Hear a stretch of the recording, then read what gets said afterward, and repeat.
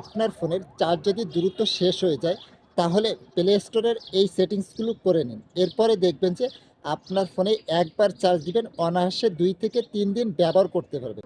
কিভাবে এই সেটিংসটি করে ফোনের ব্যাটারি ব্যাকআপ বাড়িয়ে নেবেন চলুন তাহলে দেখিয়ে দেয়। ফার্স্ট অফ অল আপনার ফোনের প্লে স্টোর অ্যাপসটাকে ওপেন করবেন, কর্নারে প্রোফাইল আইকনের উপরে ট্যাপ করবেন, নিচে পেয়ে যাবেন সেটিংস, এই সেটিংসের উপরে ট্যাপ করবেন। প্রথমেই পেয়ে যাবেন জেনারেল, এটার উপরে ট্যাপ করবেন। ট্যাপ করার পরে আপনি এখানে পেয়ে যাবেন থিম, এই থিমের উপরে ট্যাপ করবেন। আপনার এখানে সিস্টেম ডিফল্ট অথবা লাইট মুড থাকতে পারে, আপনি এখান থেকে এই যে ডার্ক মুড এটাকে সিলেক্ট করে দিবেন। ফোনের ডিসপ্লেটা কিন্তু ডার্ক মুড হয়ে গেছে, এতে করে আপনার চোখও ভালো থাকবে এবং ফোনের চার্জ দ্রুত শেষ হবে না।